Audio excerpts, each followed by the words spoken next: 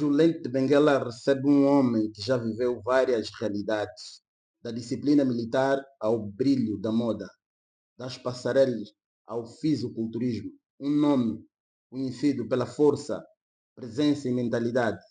Nascido em Benguela, ex-militar das Forças Especiais Angolanas, ex-modelo, Mister Benguela 2009. Hoje ele continua a inspirar muita gente através do fisiculturismo amador e da sua história de superação. Eu sou Eugênio Felipe Níger e saúdo todos os internautas. O meu convidado hoje, José Eduardo Fayal Pitagros. Muito boa tarde, seja bem-vindo ao Lente de Benguela. Obrigado. José Pitagros, quem é um verdadeiro homem por trás desse corpo, dessa imagem forte? Na verdade, eu acho que todos nós homens temos a capacidade de usar uma capa por cima sempre para tentar esconder, na verdade, aquilo que a gente representa, ou que a gente é, portanto. Então, mas, no entanto, sou um cara carismático, sou um homem de uma super lealdade, que é algo que eu utilizo muito. O José Pitagros é também conhecido pelos seus Dadinho. Este é um nome de carinho, é um nome de infância.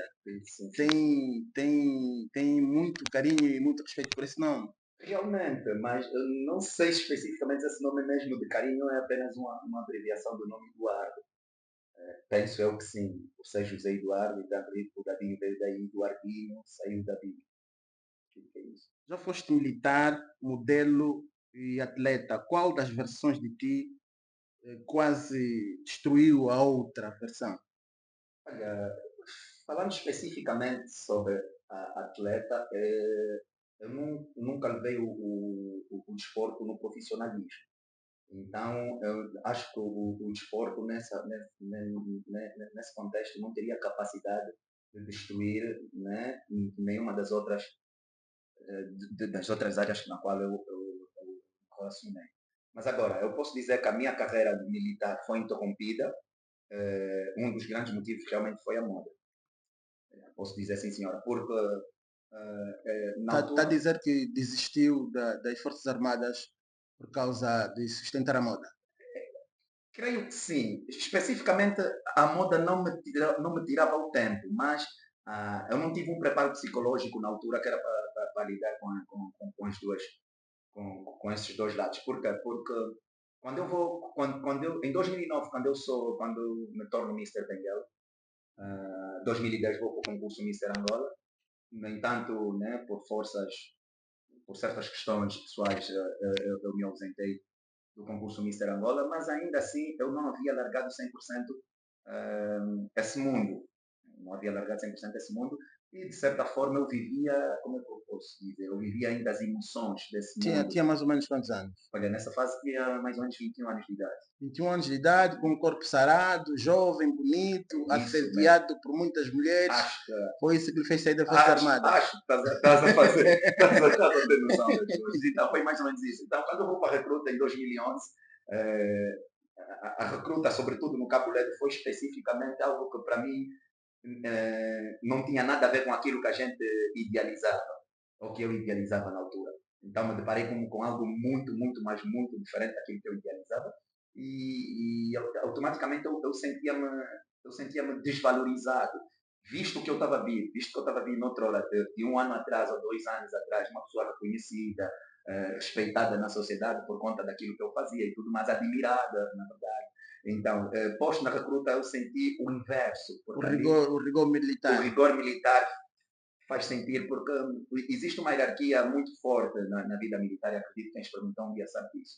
Então, não importa quem tu sejas, tu a perceber? Então, eu sentia muito abaixo daquilo que eu estava acostumado. Isso, de certa forma, mexeu Sentia-se comigo, que era inferiorizado que era pelas infeliz. as leis Sim, militares. senhora. Sim, senhora. Então, isso, de E certa forma, mexeu muito comigo.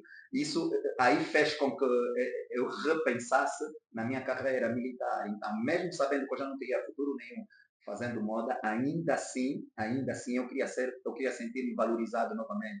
Eu queria ser visto do jeito que eu sempre fui, porque até porque era miúdo, eu ainda não tinha a cabeça 100% no lugar. a carreira militar foi um sonho familiar ou seu pessoal? Olha, de certa forma também foi mais um sonho familiar, E não, acredito. não pesou a desistência, não pesou na família, não houve Pesou, repressão podes, da podes ter família. certeza que sim, houve muita, muita por acaso. Mas pronto, epa, naquela altura eu fiz uma escolha, não posso dizer que arrependo, mas fiz uma escolha. E o que é que a experiência nas forças especiais lhe deu que a vida não lhe demonstrou? Que experiência trouxe das forças especiais quando veio para esse mundo? Houve congruência entre a moda e a vida militar? E que experiência, que lição aprendida tirou dos treinos que teve e o rigor das Forças Armadas? Acho que, de certa forma, eu acredito que a determinação, eu acredito que a ideia de persistir em alguma coisa e não desistir, eu acredito que é mais por conta de.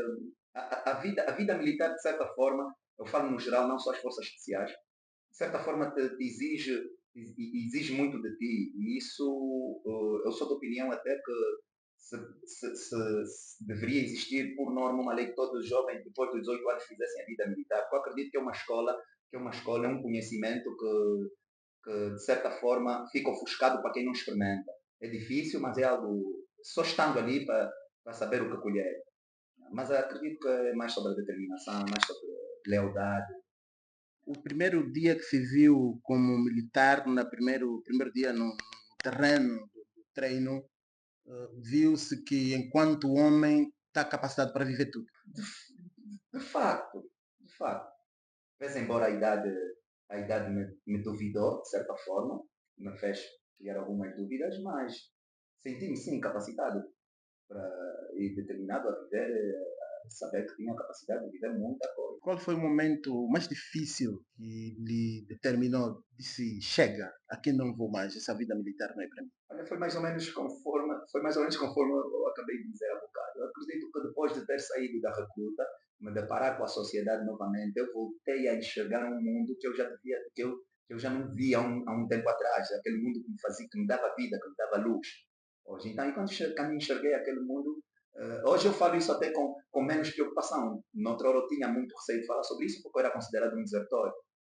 Hoje eu falo isso com menos preocupação, porque eu sei que até porque se alguém ouvir isso, gostaria eu de saber, porque há tempos, não sei se é necessário ter que dizer isso aqui, mas há tempos eu fiz questão de querer saber como é que ficou o meu nome lá e tudo mais, porque eu tinha necessidade de voltar, de voltar à vida militar e o meu nome sumiu. Então, hoje eu já acredito que posso falar disso à vontade, porque de certa forma já não me amedronta.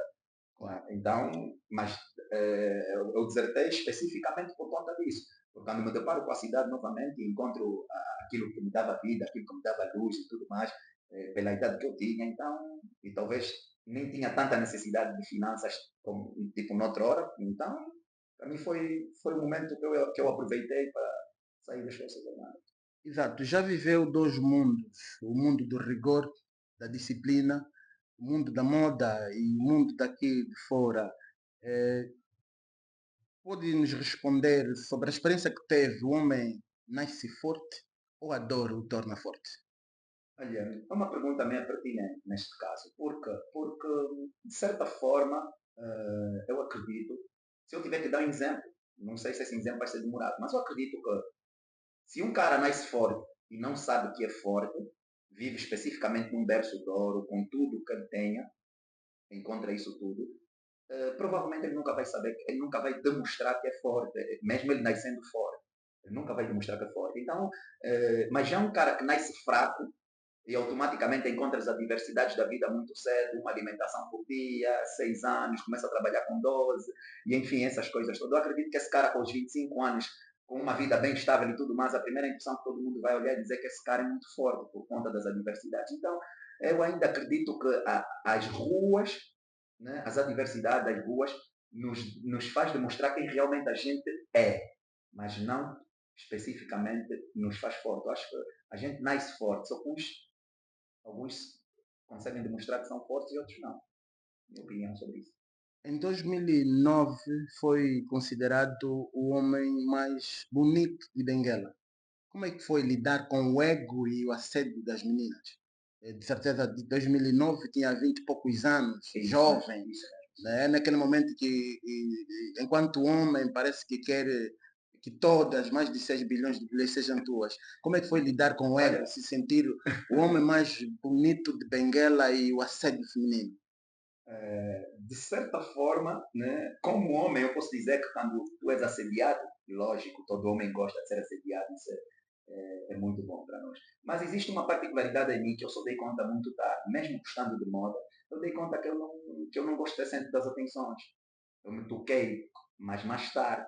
Então, quando eu dei conta disso, acho que uma das coisas que me fez também afastar-se um bocadinho, ou depois de ter saído, né, do concurso Mister Angola, afastar-se um bocadinho da moda, uma das coisas foi isso. Porque quando eu descubro que eu não gosto de sempre das atenções, então isso me fez entender que no fundo nem era a fama que eu estava à busca. Talvez eu fazia moda porque eu gostava daquilo, mas nunca pensei que fosse me criar algum caos, né? Tipo, trazer, alavancar a minha vida de certa forma, ser tão visto assim. Agora, falando sobre os assédios, lógico, como homem, mais uma vez digo que sempre foi fixe. Pô, a gente é bom saber que as mulheres gostam de nós, é bom saber que a gente é visto pelas mulheres, a gente é assediado, bom, mas tipo, eu sempre fui, não foi especificamente a moda que me trouxe assédio feminino. Eu acho que, de certa forma, sem querer ser convencido, de certa forma, eu sempre tive uma imagem interessante, sempre tive uma imagem vista.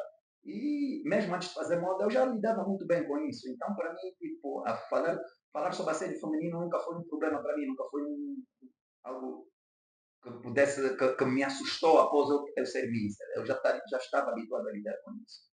Atenção aos detalhes do corpo, beleza, é uma inspiração pessoal ou se inspirou algum membro da família? Ou foi o fisiculturismo que lhe levou às passarelas? Não, as passagens, na verdade, sempre foi uma característica minha. Mas agora, fazer o fisiculturismo, acredito sim, senhora, tive uma inspiração. Eu tive tenho um tio, que é muito conhecido, aqui em Angola, Faial, é o único na família que também sempre foi muito musculoso e tudo mais, e desde miúdo que eu sempre apreciei isso, e acredito que ele foi, para o fisiculturismo, acredito que ele foi uma fonte de inspiração. Mas agora, quando se trata de moda e tudo mais, acredito que isso já tem a ver com a vaidade e tudo mais, outras coisas que eu, na verdade, eu já tenho desde muito. Após ter ganho Mister Benguela, de certeza que avançou para o Miss Angola. Avancei sim para o Miss Angola, sim. Em 2010, nesse caso. Avancei sim para o Miss Angola, 2010, ou 2009, coisa assim. Depois do Mister Angola. Avancei sim, senhor, para o Mister Angola.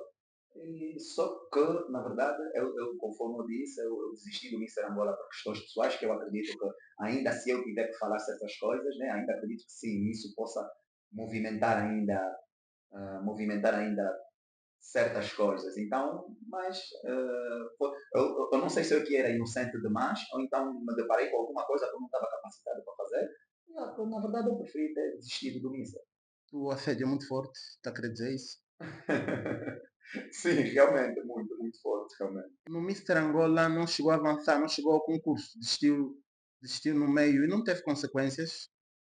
Teria consequências realmente, porque a gente assina um contrato, e naquela altura realmente eu tinha assinado um contrato que não podia desistir, mas diante daquilo que aconteceu, eu tive,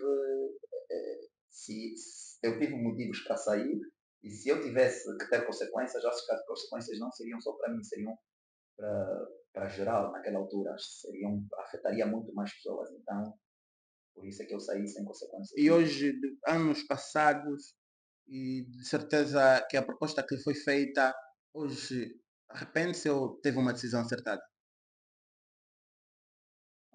Por ter desistido do Mister Miss Angola. Angola. Eu acredito, não me arrependo porque talvez se eu tivesse, não me arrependo porque talvez se eu tivesse ficado, provavelmente eu estaria hoje me culpando por outras coisas, estaria hoje a pagar por um outro pecado, então acredito que a escolha foi certa. O mundo da moda é tão falso quanto o mundo real, quanto as pessoas. Isso recai naquilo que acabamos de falar mesmo agora, tenho certeza que sim. Exato. É também personal trainer, é fisiculturista. Sai da moda, sai da moda onde há muito assédio, as meninas olham os moços bonitos, entra para o fisiculturismo, personal trainer, onde também o assédio existe com muito mais intensidade. Consegue fazer um paralelismo entre a moda e o fisiculturismo, o ginásio, as Eu acho meninas no ginásio? acho que quem faz moda é normal que pratica este desporto. Por quê? Porque quem faz moda em geral é alguém que gosta muito de si. Quem faz moda em geral é alguém que cuida-se. Porque se a gente falar de moda, estamos a falar sobre número um, estamos a falar sobre beleza.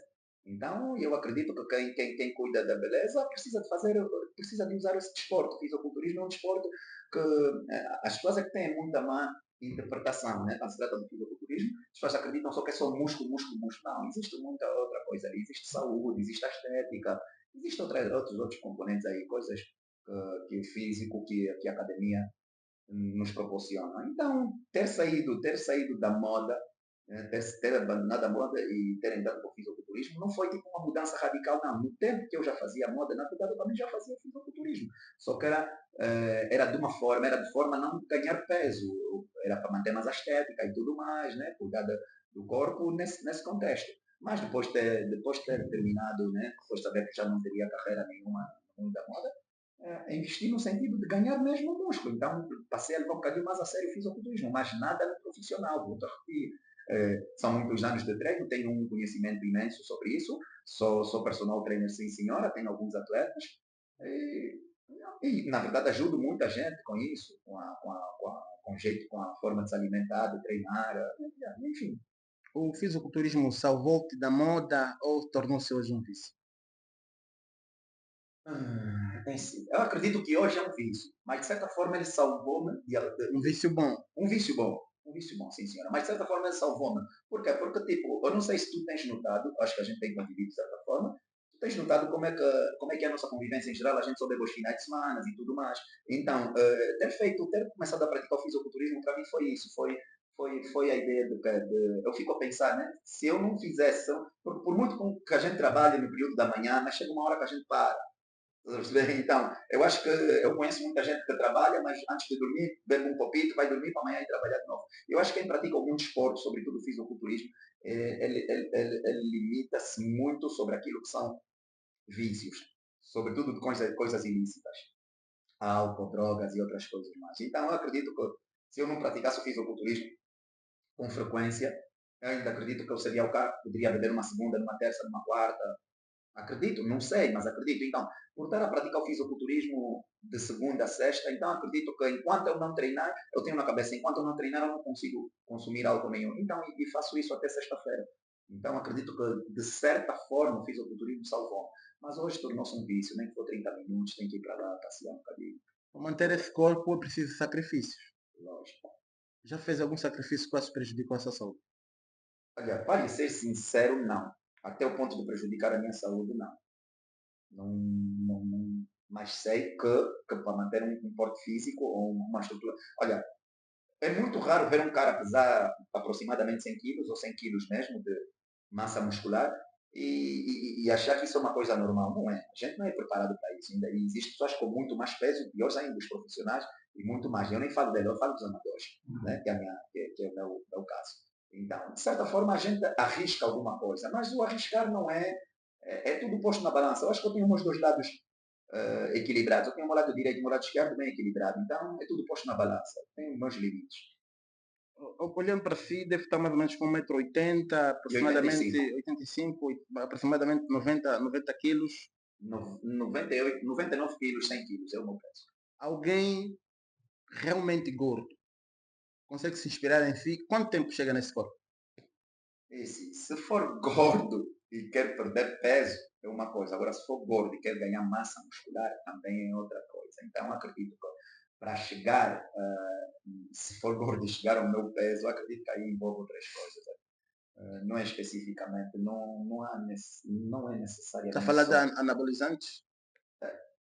O mundo que a gente pertence, o mundo do fisiculturismo é o seguinte. Aquilo que é errado, talvez para quem não treina, não é errado para quem treina. Então, eu acho que a gente tem que saber ver esses dois lados.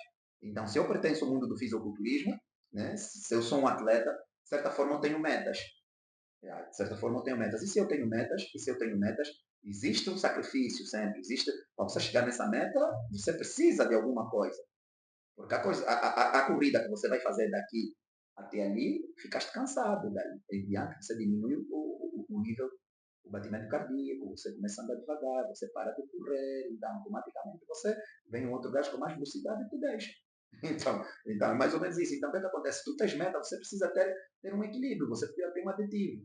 Então, quando se trata de anabolizante, as pessoas têm uma má percepção. Anabolizante, as pessoas viajam, tipo, eu faço reposição hormonal, por exemplo. Né? Eu faço uso de testosterona. Quando comecei a fazer uso de testosterona, na verdade eu não fazia testosterona porque eu queria repor, eu fazia testosterona porque eu sabia que a testosterona era era um recuperador muscular, aumenta a massa muscular, tipo, e enfim, existem outros benefícios que a testosterona deu. Então, automaticamente, quando eu comecei a usar a testosterona, era mesmo para ganho de massa muscular.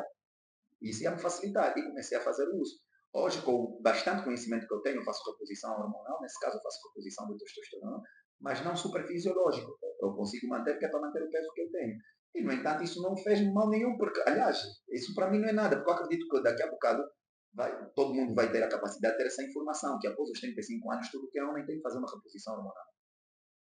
Então, No ginásio, de certeza que é mestre de alguns formandos, tem formandas também, alunas suas, sim, sim. e tem muita gente hoje que vai para o ginásio por questões emocionais, porque houve uma separação, ou o namorado deixou e não acaba atingindo os resultados. Tem se deparado com situações dessas e quais são os conselhos, quais são as técnicas que passa para esse tipo de caso? Realmente tenho-me deparado com situações como essas mesmo, e a questão é mesmo essa, ir com esses problemas lá e automaticamente não ter resultados, porque o ginásio é de certa forma o quê? O ginásio é de certa forma um lugar para tu ir relaxado. Existem outros desportos que tu podes ir e gastar energia. Aconselho outros desportos. Eu acredito que se você fizer Muay Thai, se você fizer Jiu-Jitsu, eu acredito que se você fizer outros desportos que vai te gastar energia o suficiente para limpar o teu estresse. Mas se tu estás estressado e ir para uma academia a fazer aula de musculação, não funciona. Os nossos músculos respondem muito aos sinais do nosso cérebro. Então, não tem como tu com problema ir para o ginásio e acreditar que vai conseguir fazer um treino. E, na verdade, é isso que eu tenho dito nas minhas atletas. Nos meus atletas, se de facto estão com algum problema, não tem como. É bem mais fácil primeiro você preparar a tua mente, voltar a preparar a tua mente para depois vir preparar o seu físico. Então, existe uma grande diferença entre treinar e ter mentalidade. Fazer treino para ter mentalidade e só para ter corpo. Existe essa diferença. Se eu quiser ter mentalidade, vou, se calhar, praticar uma arte marcial. Eu acredito que sim. Eu acredito que sim. A escola de artes marciais em geral ensinam, preparam muito mais a tua mente do que o fisiculturismo. Então, é nesse contexto mesmo. É alguém com muita esperança de vida, muita superação. Que conselho daria a um jovem da tua faixa etária que hoje está no fundo do poço, acha que o mundo acabou? Que conselho daria pela experiência que você tem em fisiculturismo e pelo que você vive hoje, em termos de mentalidade, olhando para a câmara? Que conselho daria?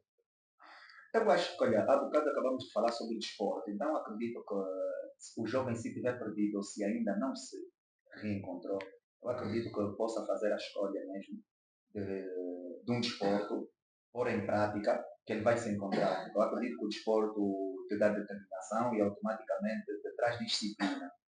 Então, e se estes jovens tiverem a medir, acreditem, pratiquem algum desporto. Como profissional do fisiculturismo, existe hoje a geração Z muito imediatista, quer ter corpo bonito sem sacrifícios.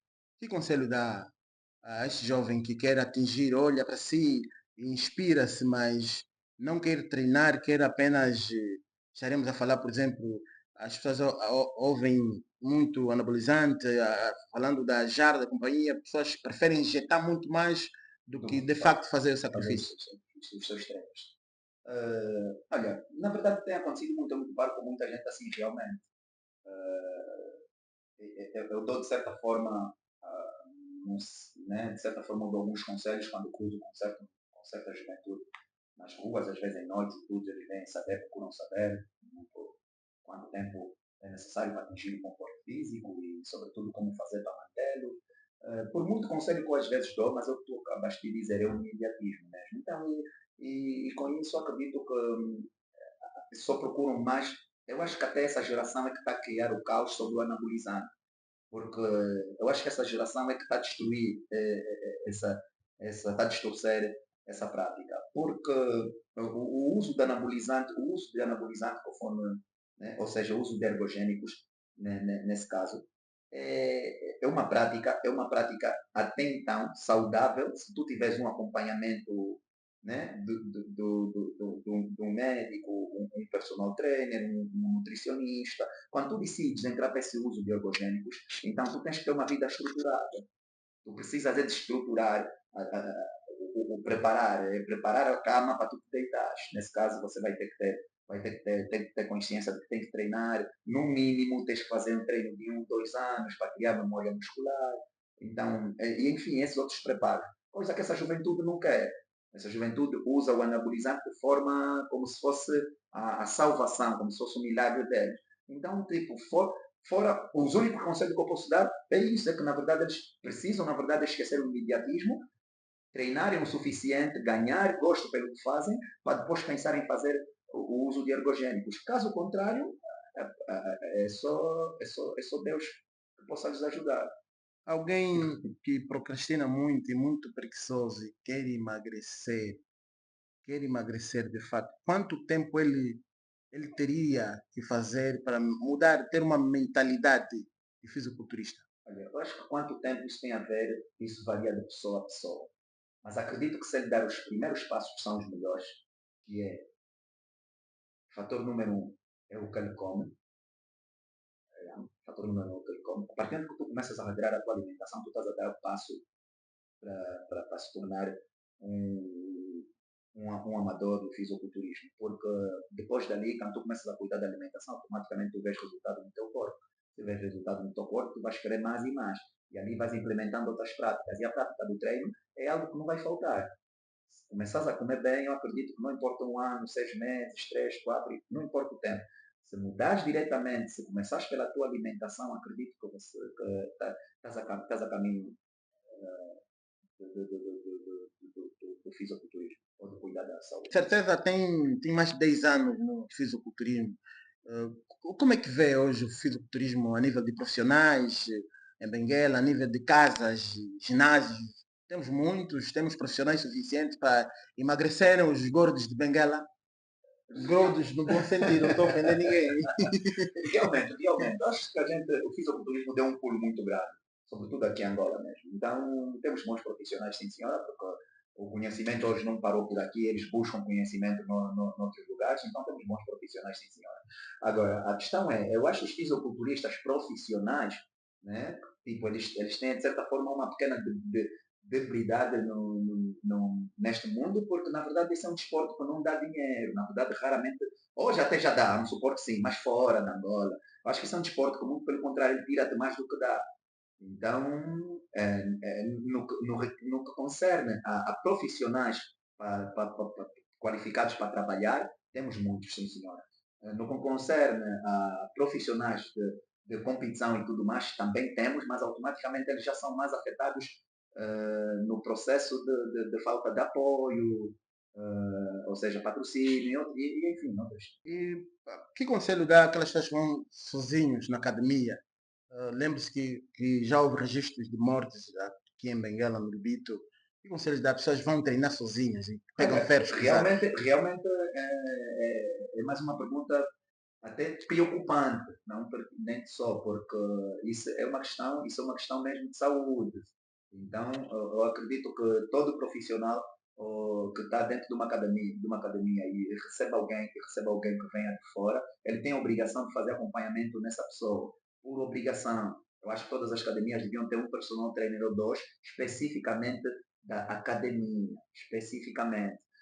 Não só quando tu vens e pagas alguém para tomar conta de ti, não, porque às vezes a falta de condição financeira também é que faz com que muitos atletas tentam fazer treinos sozinhos, e que é um erro e um risco, na verdade. Então, acho que as academias, acredito que nesse preciso momento, pelo menos na minha academia tem, né, e outras academias que eu conheço também, existe sempre um profissional ou outro que recebe os alunos ou os atletas e fazem os acompanhamentos, sobretudo no primeiro tempo, nos primeiros meses do treino. Acho que é necessário, porque isso é uma questão de segurança. Agora falar para os nossos internautas. Nossos internautas que vão assistir esse programa, de certeza, muitos vão se inspirar em si. muitos vão querer ter esse corpo, esse físico. Como tudo, não tem restrição alimentar? Tem. Olha, mas a restrição alimentar também tem um porém. A questão é, os biotipos de corpo também dizem muito. Endomorfo, ectomorfo e mesomorfo. Os biotipos de corpo dizem muito. Então, eu tenho a minha restrição alimentar. Trocando em miúdo, só para os nossos internautas entenderem, estou a falar de gordos, médios e magros. E magros, sim. Então, um exemplo concreto, eu venho do magro. Eu sou ecto nesse momento. Então, sendo ecto, o que é que acontece? A minha restrição alimentar já não é tão sobrecarregada quanto talvez a tua. Um exemplo, também.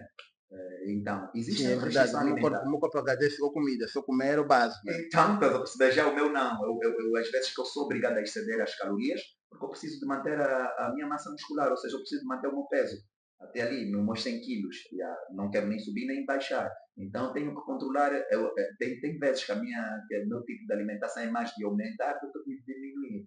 Então, a minha restrição alimentar, de certa forma, não é tão sufocante para mim. E, sobretudo, por não ser um profissional mesmo, melhor ainda. Porque se eu tiver um índice de gordura ou outro, diante de uma balança ligeiramente elevada, é uma coisa que a balança diz-me, que eu sei, que eu olho muito certas pessoas, ninguém está a notar. É algo que, talvez, se eu fosse com um palco, as pessoas notariam. Então, para mim, isso não diz muito. Então, a minha restrição alimentar não é tão esforçada assim. Acredito que se tiver alguém, nesse caso, nesse momento, a assistir o programa e tiver algum interesse nisso, o primeiro passo que essa pessoa vai ter que saber é saber qual é o biotipo dele. Dá para emagrecer comendo tudo? Em pouca quantidade, não. Usando a fórmula déficit calórico? Usando a forma déficit calórico. Explica para os nossos internautas, olhando para essa câmara. Até tens algum conhecimento sobre isso? Déficit calórico é o quê? Especificamente, como é que eu posso dizer? Isso é tipo, né? Tu vais fazer o seguinte, né? Tu tens que ter um controle, né? Da manhã, assim que acordas, até o final do dia. Tu tens que ter o controle do nível de caloria que tu consomes. E automaticamente tens que ter o controle também do nível de caloria que tu perdes. Então, se tu tiveres, o que é déficit? Se tu tiveres no sentido de que perdi hoje 4.000 calorias e comi 3.000 calorias, assim, nesse caso ainda estás em déficit calórico, estás a perceber? Porque ainda queimaste mais do que puseste. Então isso é o déficit calórico. Agora, se tu não tiveres esse controle, perdeste 4.000 calorias ou 3.000 calorias e comeste 5.000 calorias, automaticamente você já destruiu. Isso é uma cena que as pessoas não conseguem compreender. Existe uma forma de tu perderes peso, né? De tu emagreceres, que é o que tu acabaste de dizer há bocado, experimentando, comendo de tudo. Não precisas ter que sofrer. Mas só por comer de tudo não estamos a falar em muita quantidade. Não estamos a falar que você vai comer todos os dias um hambúrguer. Mas 3 dias por semana, uma vontade de comer um hambúrguerzinho, podes ir comer. Contando que naquele dia você sabe que mata bicho, controlaste o que comeste de manhã, controlaste o que comeste de tarde, estás a perceber? Então, e à noite, se der aquela vontade, comer um hambúrguer, aquele hambúrguer vai te dar quê? 1.200 calorias, um exemplo. Se você, no período da manhã todo, o dia todo, você consumiu 600 calorias, você pôs 2.000 calorias. Durante aquele dia dessas 2.000 calorias, se você fez um treino que queimou 3.000, você queimou 1.000 calorias a mais. Você a perceber? Então, de certa forma, você satisfez uma necessidade e automaticamente não te prejudicou de forma que poderia te prejudicar. Mas para manter esse corpo é preciso um nível social equilibrado.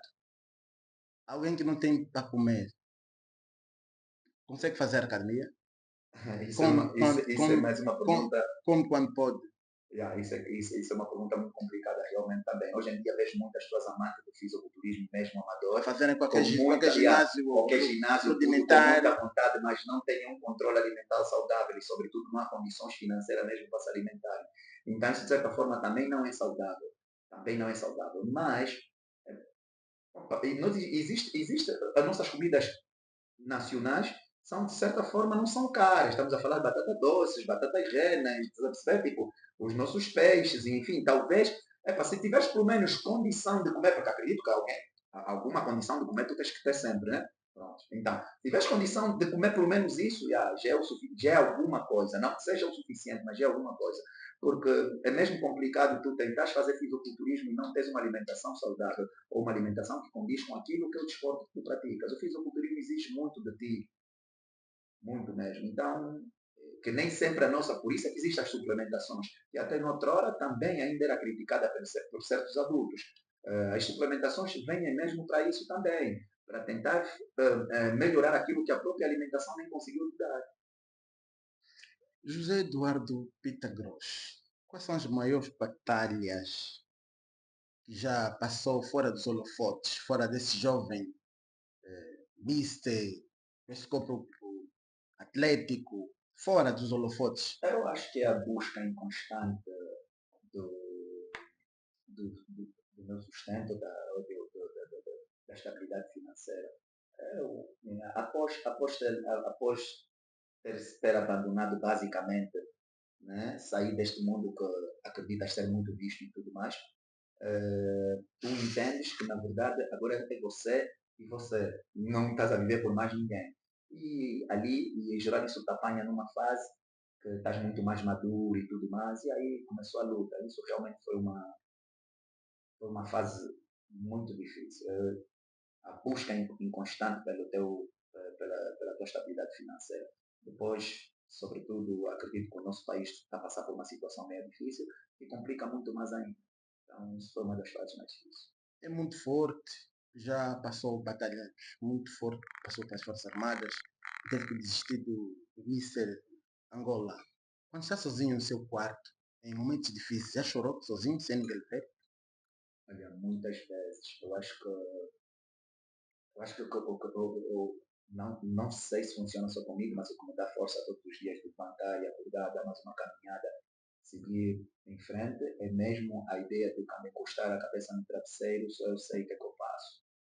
Reviver tudo, organizar as coisas, se tiver que botar uma lágrima deita e, enfim, aí eu me fortaleço e continuo. Mas a prática de chorar, sim, de chorar quando estou sozinho, acredito que isso até hoje ainda faço. O que é que mais teme? Perder uma competição ou decepcionar-se a si mesmo? Eu acredito que decepcionar a mim mesmo, acredito que não é necessariamente, porque eu, eu acho que a partir do momento que a gente decide participar em qualquer concurso, seja lá qual for, a gente já é um vencedor, só por ter a ideia de participar, a gente já é um vencedor. Então, perder uma competição é apenas uma consequência daquilo que a gente praticou. Então,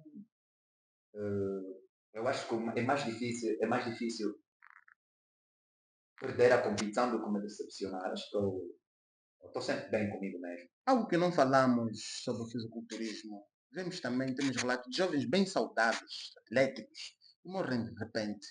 Será que no fisiculturismo há também o uso de muita droga, substâncias perigosas, proibidas, jovens a quererem avançar na vida, acham que usando uma droga vai treinar sob efeito de droga?